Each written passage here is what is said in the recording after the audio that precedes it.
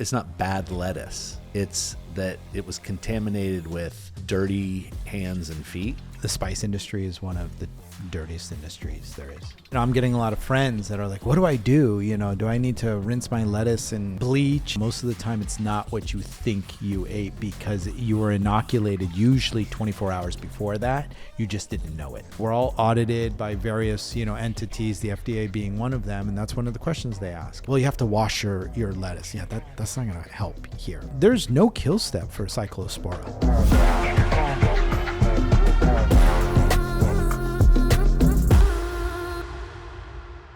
Welcome back to the OG Spice Guy Show. I'm Jonathan Raju, and today we're talking about the constant threat lurking beneath the entire food industry, foodborne illness.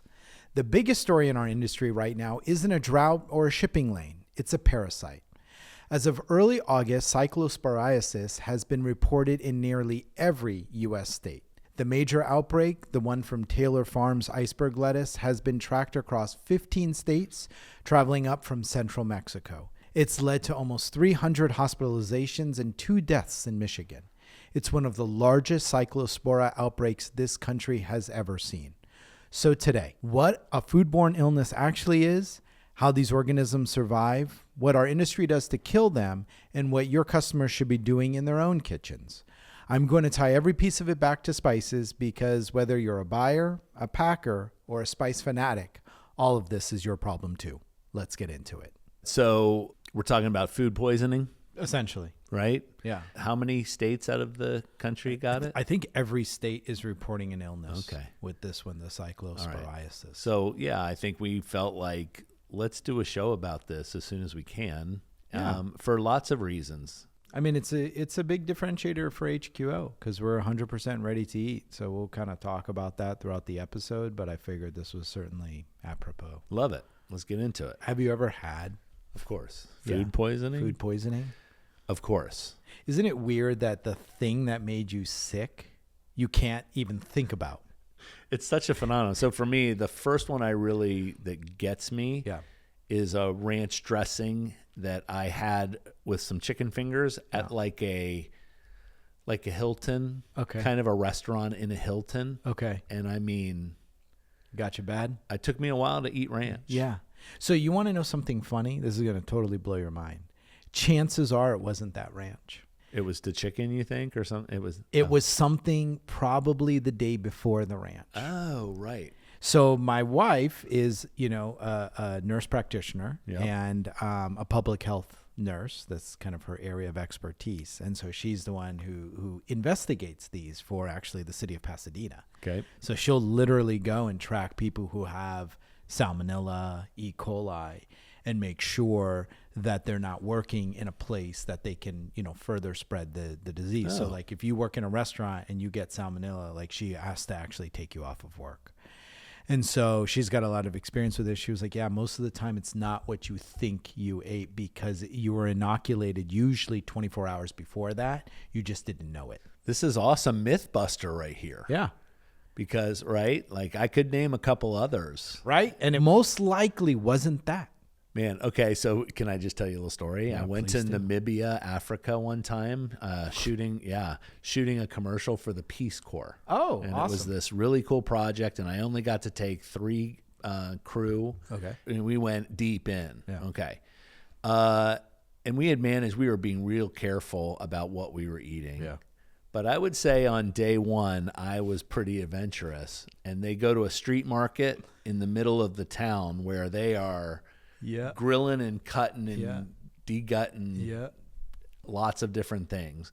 And you just pony up and there's salt all over the thing and they just throw meat out. And you just grab it and dip it and go and you just pay like, Yeah.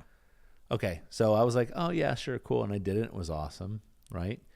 About towards the end of the week, we were done and we went to a restaurant and I had these oysters that were like Rockefeller oysters. Okay. I mean, is that the stupidest thing you would ever eat? Yeah, man, that was not very smart. Right? They're creamy and they're fishy and you're in freaking Namibia. What are you doing? Yeah. So anyway, I had a couple. So that night was the last night it got me. Yeah. And to this day, I have never even thought about ever eating a Rockefeller oyster ever again. Yeah. But it was probably all that shitty meat I was eating in the market 2 days before that got Most me. likely. Because oyster Rockefeller, aren't they cooked? Yeah. Yeah. But still, Yeah. But so is the meat. So, yeah. right? Yeah. That was a night where I was actually concerned. Yeah. I was in the middle of Africa. I didn't just go. I mean, to a and hospital. the biggest threat with any foodborne illness, food poisoning, it's vomiting and diarrhea. That's how the body rids itself of these, bacteria or pathogens, parasites, etc. And dehydration. Yeah. So old people and babies. Yeah. You don't want them to get. You and I are okay. We can be dehydrated for a couple of days, but we'll recover. So first, what is foodborne illness? The plain definition, a foodborne illness is what happens when you eat a pathogen, like a foreign bacteria or a toxin it is released, and it makes you sick. The CDC estimates roughly 48 million Americans get it every year. About 128,000 land in the hospital, and around 3,000 actually die. Salmonella is a bacteria. This is the number one pathogen that we worry about in the spice industry. The FDA found salmonella in about 6.6% of imported spice shipments. That's roughly twice the rate of all other imported FDA-regulated foods. And that's spread across 37 of the 79 countries examined. Did you know that the spice industry is one of the dirtiest industries there is? Why and what does that mean? Yeah, it's not a great look for us. But, these spices are grown around the world. And the way that they're handled in other countries, it's all handling, right? So I'll be honest. I mean, sometimes I see pictures of, these international farms, growers, collectives, and people are not wearing gloves. Sometimes people aren't wearing shoes. Yeah. So it's all these things that are standard in the United States, but the rest of the world, not so much. Okay. So we're going to clarify something here Yeah. for me, the everyman. Okay. So you're saying that there's a shipment of lettuce that is tainted. It's not bad lettuce. It's that it was contaminated with dirty hands and feet. Yeah. In the case of, the cyclosporiasis, it was contaminated somewhere along the way. It's not the lettuce. It's the people it got contaminated either with dirty, and we'll get into this, like dirty water or dirty hands, Yeah. Yeah. So that's clarification. It's not like the food was out too long. No, not necessarily. It's the handling, of these ingredients. Okay. So, but it's dirty. That's just, you're just saying. It's so dirty. we're going to get our hands dirty in this business. Absolutely. And we have regulations in this country that are a little bit better probably than others. And so it's just an issue in your industry. Totally. And so it's, it's about risk. And I think we'll kind of get into what is our Ready to Eat program and what do we do that's a little bit different to help minimize risk. Like it. E. coli is also a bacteria, mostly a beef, leafy green, and water problem. It shows up in dried spices far less often, but when it does, it's nastier than salmonella. Just more diarrhea? It's more deadly? Yeah, more potent, more virulent, I think is the word that a microbiologist would use. Is that right? We checked virulent? That? Yeah, meaning like Virulent? the if it's a virus. Oh. So I don't know. My wife's a nurse. I hear her use these big words, and I try to sound smart. Yep. I can't even say it. Smell smart. As I've talked about before on this show, I've had to become a food safety expert over the years, not by choice, but by necessity. I know every method we use to kill pathogens before a spice reaches your plate. For Salmonella and E. coli, there are 3: steam or heat sterilization, chemical fumigation, and irradiation. Here's what people get wrong about dried ingredients. They assume that dry means safe. It does not. Dry means dormant. Salmonella can't multiply in a dried product like ground cumin or black pepper. There's no water for it to work with. But it doesn't die either. It shuts down. It goes into survival mode and it waits. Research has actually found salmonella alive in dried products after months, and in some cases, even years. So this is the other risk of the dried spice industry. Not only how are these products handled, so let's say they could get contaminated, But then those pathogens, Salmonella, can go dormant. Yeah, that's a new one to me too. And so you could test the product and it shows negative, but then, maybe you warehouse it for months or years, and then slowly it could be getting the right level of moisture, humidity in the air, and then poof, Sparks again. it can come alive. Where there's a way. Yeah. Life finds a way.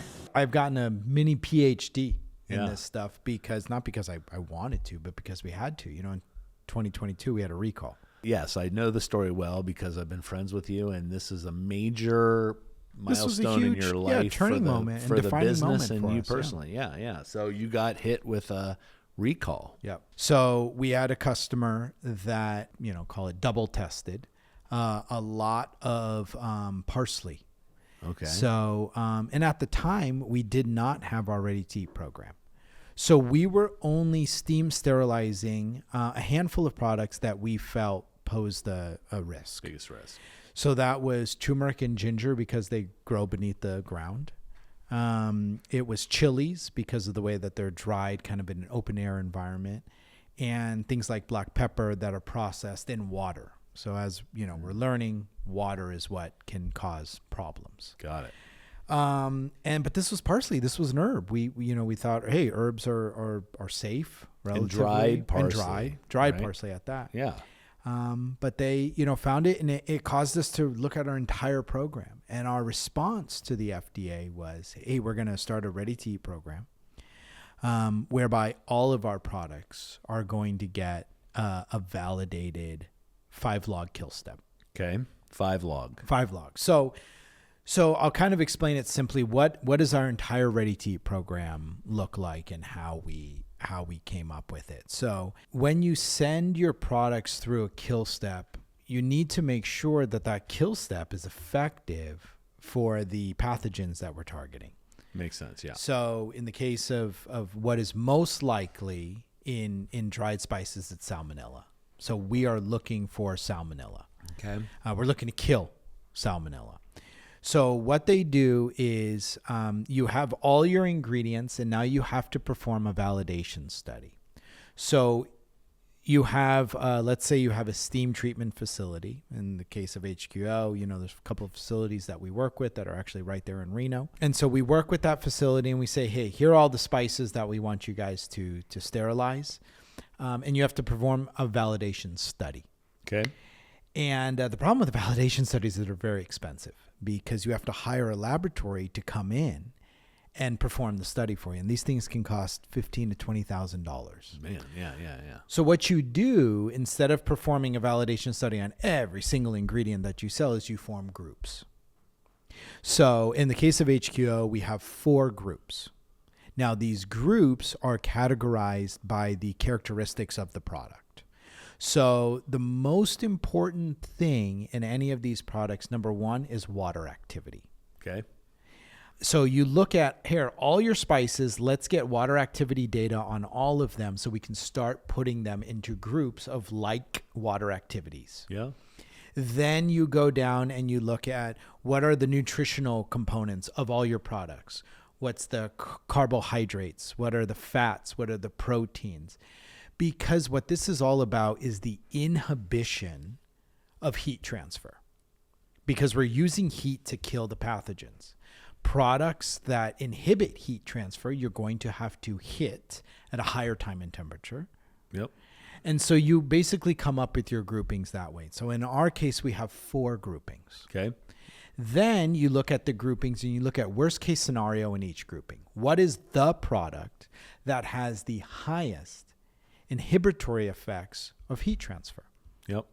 And then that's the product that you pick to do your validation study. And that validation study at the end is going to say the recipe is Yes. 8,000 degrees Yes. for 4 hours. Yes. This stuff is dead. Exactly. Boom. And that means, and so that anytime they wheel in oregano, Yes. it's in a group and it's validated, and you can say, here's the validation. It's been done. You do Correct. it. Okay, so I get that. So we have 4 groupings. We hire the lab. They come out and they work with that steam sterilizer. Yep. By the way, if you have a different steam sterilizer, You have to redo it. you have to redo the validation study because it's equipment dependent.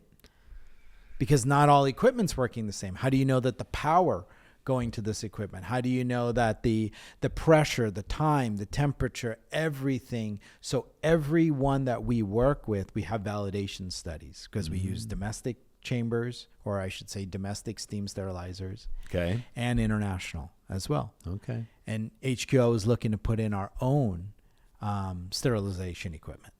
Yeah, I mean, it's kind of genius if you ask me, because you're going to you're going to have so much documentation because you're going to be doing it for other people too, and that you'll be able to.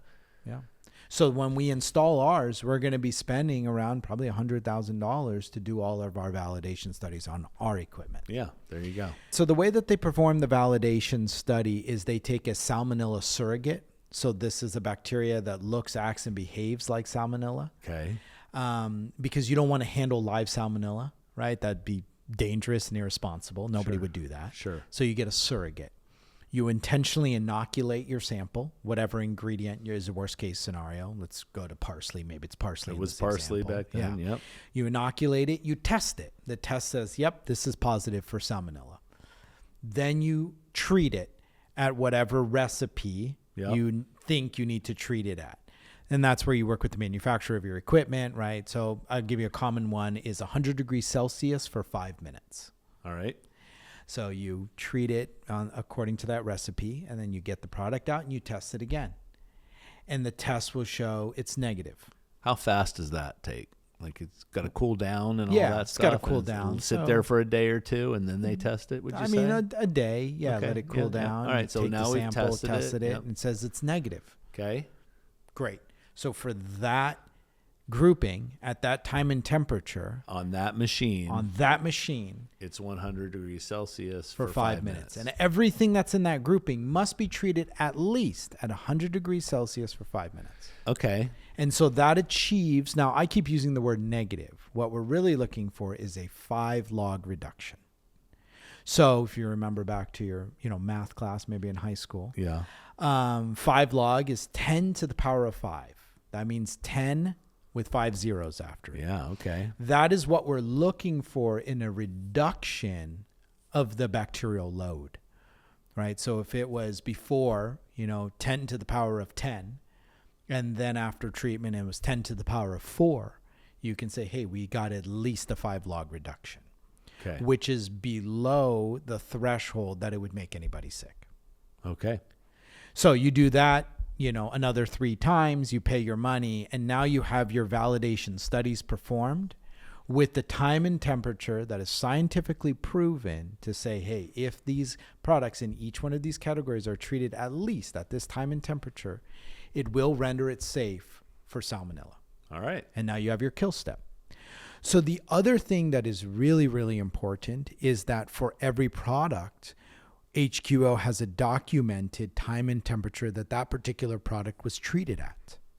So this is really important. It's not enough to just say, hey, do you have a validation study? You have to prove it with every lot that it was actually treated at that time and temperature. Because what if they ran it short and it was supposed to be 100 degrees for 5 minutes, but then when they actually ran that product, it was only 100 degrees for 4 minutes? Well, then technically you don't know that you reached an effective kill step. So it's these incredibly small details, right, that we like to work with our customers and say, hey, this is what you have to expect. This is what you're expecting of HQO. This is the standard that we hold ourselves to. I don't know if the other suppliers that you're working with are doing this, and we're here to provide the knowledge. And the service to do it. If they can't do it, we can do it. You're stepping up and saying, okay, well, we're going to now use a personal experience that happened to our company years ago to level up and not only now be the leaders in ready to eat. Exactly. And including providing services and machines and the documentation for them to do it too. So the other really interesting thing with our Ready to Eat program is we are seeing the treatment methodologies that I had mentioned. So in organics, you can use it's a steam sterilization, or you can use infrared. So infrared is basically like a light bulb. It heats up the product. Yep. Whereas in conventional, they will use fumigation gas, ethylene oxide gas, ETO, or radiation. And so, those are becoming really ugly words in the food industry. So what we're seeing is actually a lot of conventional customers coming to us and saying, hey, I have a product. It technically is conventional, but I need it to have a kill step. And I understand all your products have kill steps. I don't need them to be organic, but what I need is for a kill step that's not ETO or radiation. I want to buy spices from you. Boom. So we're seeing it kind of open up a new market segment for us. You look at the people in the company and go, we can grow in this little pie of organic spices, or we could also convince all the other people that their spices should be organic. Yeah. And the other thing is a lot of conventional suppliers they'll think, well, the delta from conventional to organic is significant. And what we've proven them is, HQO buys a lot. And we have pretty competitive pricing, and I can actually compete with your, the delta is not as big as you think it is. So we found some very creative ways to get to yes. There's a lot that they can also check the box for themselves more than just price, like telling their customers they're ready to eat. Their food is ready to eat. Yeah.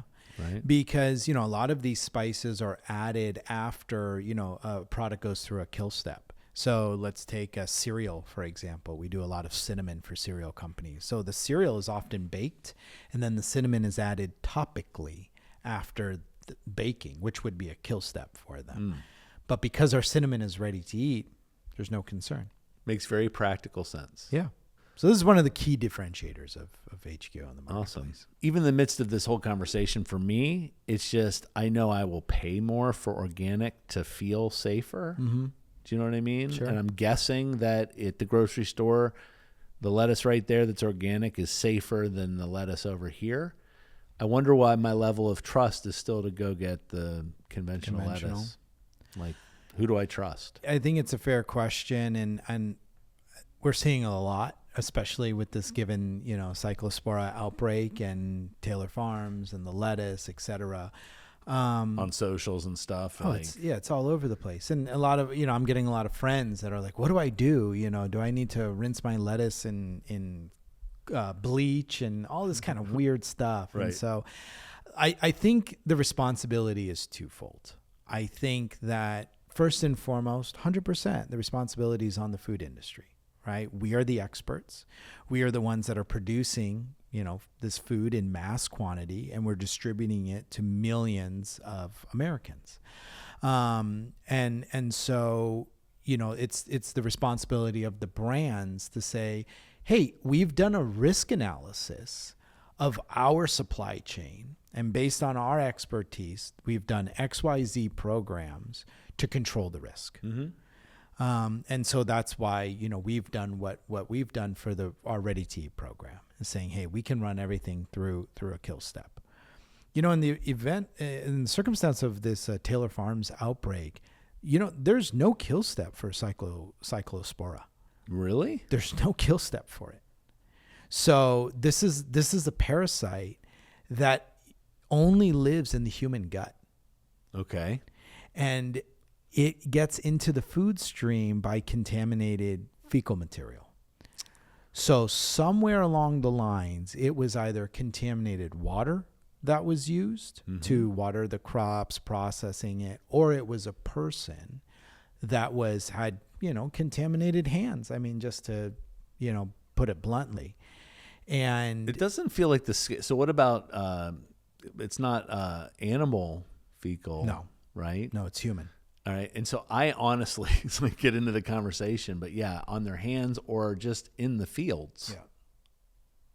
It feels like it needs to be a bigger substance to affect so many people, but you're saying a little bit of fecal matter on my hands could cause an outbreak that is because then that it big. multiplies, and you got to think like Taylor Farms is huge, right? So now they're distributing it to millions of Americans, and so that's why these big all food companies have to have really robust recall programs in place, lot traceability, where they're testing. Once they find it, they're pulling it back. Yeah, there's stages along the way they're testing. There's right? checks and balances. And I would say at the same point as consumers, you also have to be an educated consumer.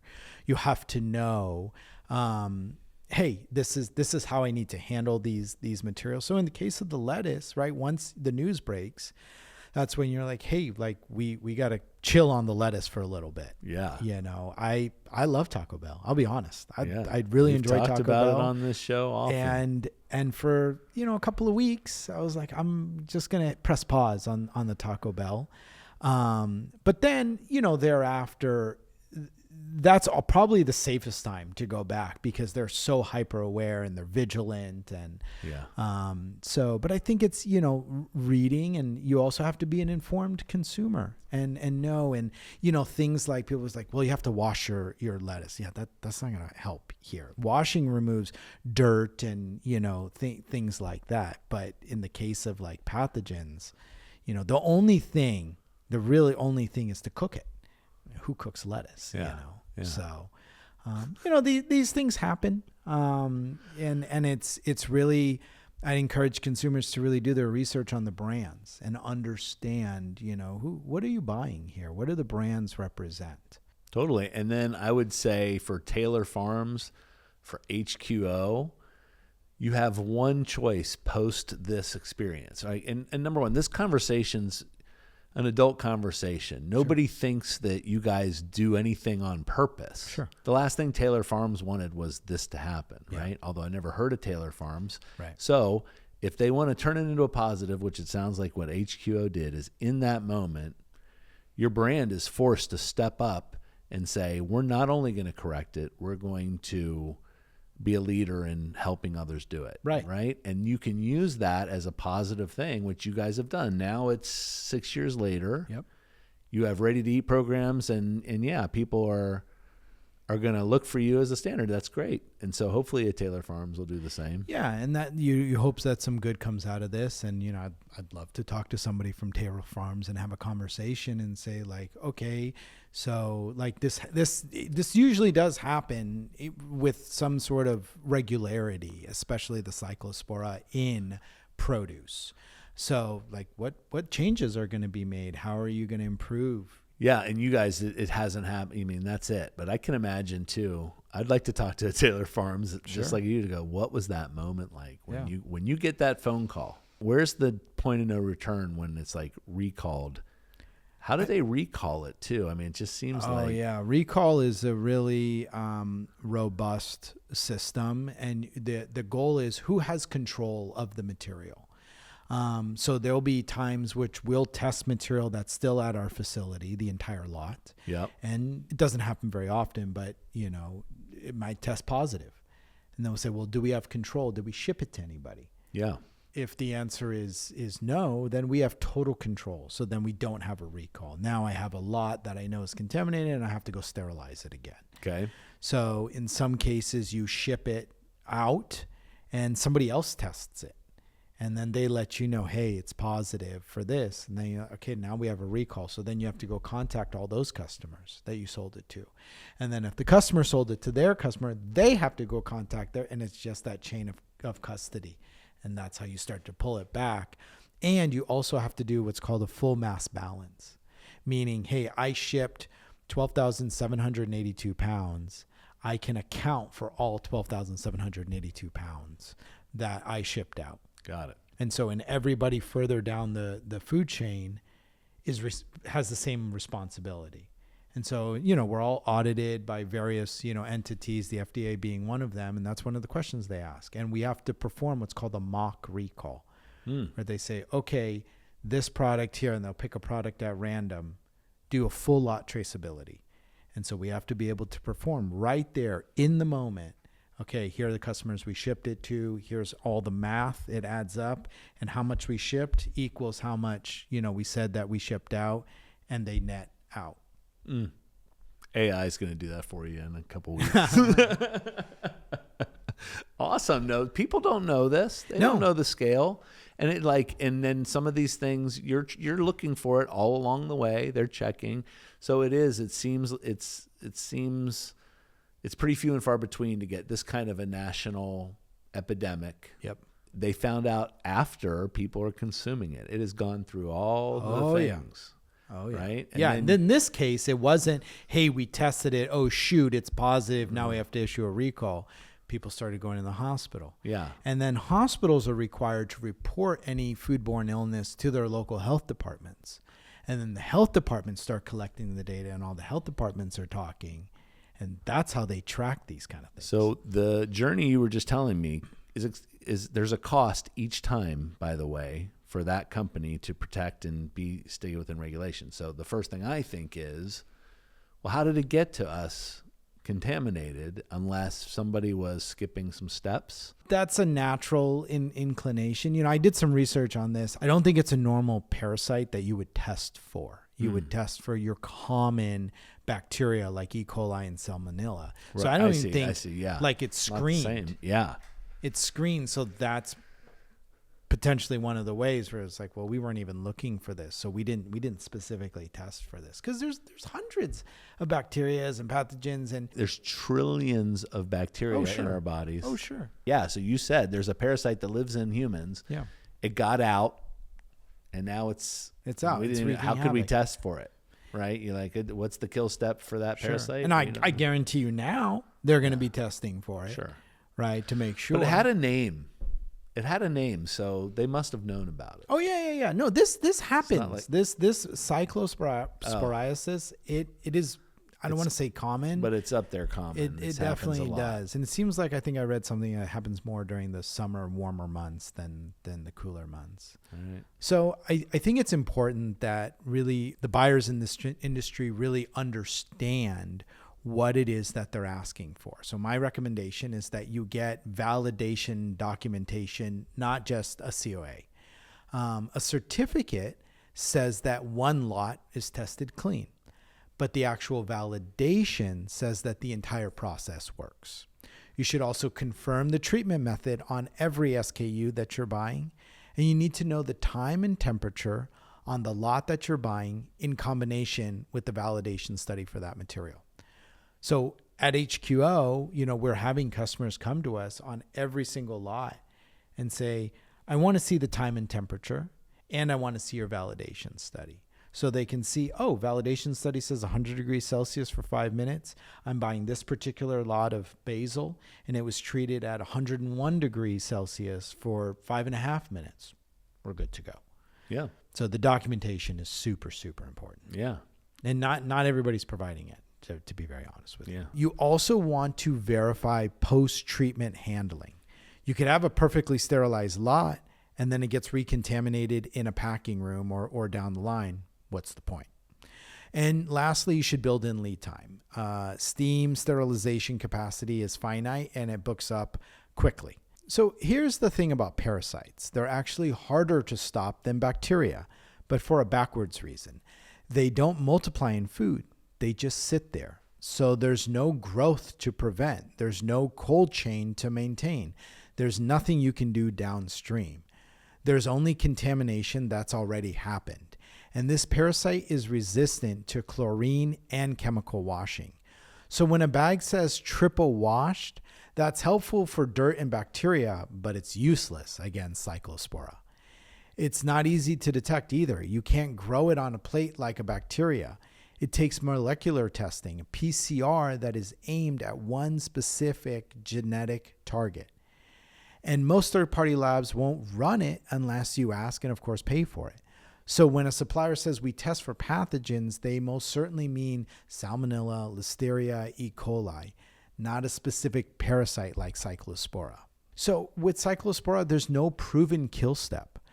That's because you can't grow the organism in a lab, so you can't run a real test. So to prove that a treatment works, you need to put a known amount of the live parasite on product, or at least a surrogate, treat it, and count survivors. Step one is impossible. What little data exists suggests that it needs long, sustained heat. 7 degrees Celsius held for at least 15 minutes. I mean, if you did that you're cooking the lettuce, the food cooks lettuce again, with fresh produce. That's why a lot of the recalls that you see are with fresh produce. Okay. I'm going to throw another thing out there really quick. What about conventional stuff? What about radiation and gas? Does it kill it? You typically don't irradiate or gas fresh produce. Again, back to the reason why. Right. It's because nasty. Yeah. But I just didn't know, since we're cool with it on spices and things. Yeah. I didn't know if. Yeah. you could Because just it run would through seriously, gas. I think, degrade the product. Yeah. Okay. So. Yeah. The only reason we can allow it in these other things is because the food is already dried and cured, not a lot of water, all that stuff. Right. All right. As a regular consumer, all you can do to avoid Cyclospora is to cook your produce, follow the recall notices, and throw out anything that's on the list, because you can't just wash this one off. To avoid other foodborne illness, you should be doing all the safe food handling practices you've heard about your whole life. Cook meat to temperature and use a thermometer, wash your produce, but remember, washing is not enough to eliminate Cyclospora. If it's recalled, throw it out. Separate raw and ready to eat, different boards, different surfaces. You should chill your food in your fridge at 40 degrees Fahrenheit or below, and put leftovers in the refrigerator within 2 hours. And as always, hand washing is huge. The proper way is with warm water and soap for the duration of at least one full happy birthday song. Don't directly touch the faucet when turning it off. All right, we've reviewed Salmonella, E. coli, and the tools we use to kill them. We've even touched on Cyclospora, which plays by a completely different set of rules. The through line is the same, one that we come back to nearly every episode. Relationships are everything in this business. You need to work with suppliers and growers that you trust. Every additional hand, field, wash line, and border crossing between the soil and your plate is another place where something can go wrong. You manage that with documentation, validated processes, and suppliers who will actually pick up the phone when you call. I'm Jonathan Raju, and this is the OG Spice Guy Show. See you next time. I kind of feel like I need to go wash my hands. Yeah, that's fair. The OG Spice Guy Show is produced and recorded by Galaxy Media in Los Angeles, California, in association with High Quality Organics, America's leading provider of organic spices. Executive producers are Jonathan Raju and Rob Clyde. Today's episode was produced by Rob Clyde and Max Flora. It was engineered and edited by Drew Unser. Graphics by Michelle Esteva. Web and SEO by Rebecca McDonald. And social media by Bethany Guerrero. You can DM and follow us on all platforms and socials at OG Spice Guy. Happy birthday to you. Happy birthday to you. Happy birthday, Mr. President. Happy birthday to you. Wow. I didn't know you had such a nice voice. Thank you.